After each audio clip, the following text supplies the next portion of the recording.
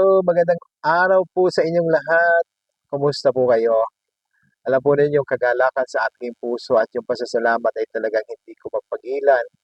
Ngayong araw na ito upang ikwento sa inyo yung kamanghamanghang pagkilos ng Panginoon sa aming buhay kagabi. Matapos naming ihatid si Pastor Sammy at Pastor Ami doon sa hotel na kanilang tutuluyan for 3 days sa Tagaytay kagabi, ay nagbiyahe na kami pa uwi ng aking asawa po tungo dito sa Quezon City. Pero alam po ninyo yun, 20 minutes away from the hotel, biglang namatay at nawala ng power yung aking sasakyan sa gitna ng daan. Kaya ang ginawa ko, itinabi ko siya kahit hindi na siya umaandar. Pero alam po ninyo, ang napakabuti ng Panginoon, talagang humahanga ako sa kanya at talagang dito ko naranasan kung paano siya kumilos. Ba ninyo yun na ito yung ayaw o inaayawan ng maraming mga driver o may sasakyan, yung tumirik o masiraan sila na malayo sa kanilang bahay kasi ang hirap po, lalo na hindi mo kabisado yung lugar. Pero ito po yung naranasan namin kagabi na doon sa vicinity ng Tagaytay. Siguro po 20 minutes away from the hotel, malapit po doon sa picnic group ay tumirik yung aming sasakyan at ito po yung magagabi na, umuulan at alam po ninyo nawala ako sa focus, hindi ko alam yung aking gagawin, pero kamangha-mangha po yung ginawa ng Panginoon. Kaya ang ginawa ko po, in-apply ko yung basic troubleshooting, binuksan ko yung hood, chinek ko ang baterya, at ni-restart ko yung sakyan pero ayaw talaga. So doon pa lamang po sa pag-troubleshoot ko, nakita ko na ang problema namin ay fuel. Walang pumapasok na fuel sa engine at kung paano mariresolba yun po ang nablangko ako, hindi ko alam sapagkat malakas yung ulan at madilim na yung paligid. Kaya ang ginawa ko, hinazard ko na lang yung aking hazard light para mag-signal sa mga dumadaan kasi highway po yon. Iniisip ko po kung paano hihingi ng tulong sapagkat yung lugar po ay unusual sa amin dahil hindi naman tayo taga ron sa lugar. Naisip kong lumapit sa mga tao or sa mga tricycle driver or sino man doon. Pero kukunti yung tao doon sa paligid kasi doon siya sa may picnic group. Maraming dumadaan ng mga sasakyan pero of course hindi nila kami pinapansin. Kaya napaisip ako kung sino yung una kong tatawagan. Kaya ang ginawa ko, I asked help from the Lord by saying, Lord, tulungan po ninyo kami gabi na. Yun naman po yung nasabi ko. At hanggang sa nag-post ako sa FB nung nakabukas yung aking hood at sinabi ko doon, nasiraan kami, sana merong mabait na tutulong sa amin. In a matter of less than 30 minutes siguro, merong nakamotor na kabataang lalaki na nag-stop sa unahan ng sasakyan namin at nagtanong, kinausap niya ako. Una niya tanong, Sir, anong nangyari? Sabi ko sa kanya, namatayan kami, nag-lose power yung aking sasakyan tapos namatay yung engine. Sabi niya, tumango lang siya. Sabi ko, taga rito ka ba? Sabi niya, opo. May kakilala ka bang mekaniko na malapit dito? Alam mo yung sagot niya sa akin, mekaniko po ako sa Toyota Calamba ako nagtatrabaho. Tingnan po natin ang problema ng sasakyan niyo. Pagkatapos ng simple checking, nakita ko na talagang bihasa siya. Tinignan niya yung mga line ng fuel and kinumpirma niya sa akin na putol nga yung fuel line ko mula sa tangke. Kaya sabi niya sa akin, sige sir, uuwi muna ako sa bahay at magpapalit ako ng damit. Dahil nakapang-uwi. Ibig sabihin, galing siya sa trabaho. Umuwi siya sa bahay. Sabi niya, uwi ako sa bahay, papalit ako ng damit at saka kukuha din ako ng tool. So, pasalamat ako sa kanya. Sabi ko, salamat ha, in advance, pinasasalamatan kita. At doon, nabuhayan ako ng loob hanggang sa, dahil nag-ask kami ng tulong kay Pastor Sammy, dumating na rin siya from the hotel at yun, nakita niya yung sitwasyon namin.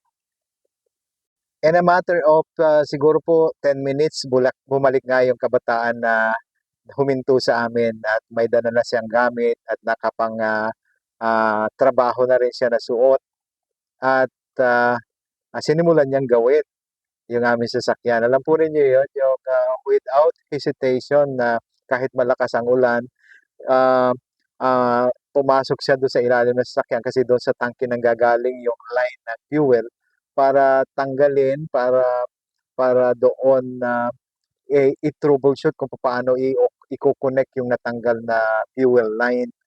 At talagang hindi siya nag-alinlangan kahit basa yung semento sa kalsada, talagang humiga siya, sumuot siya sa ilalim ng sasakyan para ayusin yung aming sasakyan.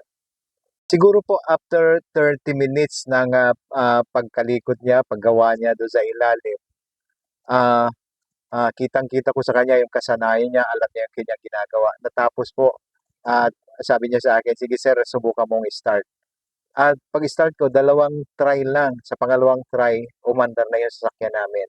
Alam po ninyo yun, talagang ako humahanga sa pagkilos ng Panginoon na sa pagkakataong yan, pinakita niya sa amin na yung kanyang pagkalinga, yung kanyang proteksyon ay sumasama sa amin. Na sa ganung pagkakataon, talagang kikilos siya sa kaparaan na hindi natin inaasahan.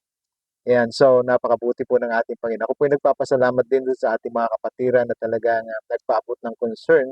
Nung nabasa nila po yung post ko sa FB, ay nagpaabot sila ng concern. May mga personal pang tumawag sa akin sa aking cellphone, si Pastora Miriam ng TFI Kanlubang. Talagang nag-aalala sila kung naayos na daw ba yung aking sasakyan. Ganun din si Brother Ruben, aking kasama sa Fairview. Ayan, salamat po sa inyong lahat at sa mga nag-chat, sa aking mga kaibigan, mga classmates sa school at yung aking mga kamag-anak na talagang nagpaabot ng kanilang concern sa nangyari sa amin kahapon.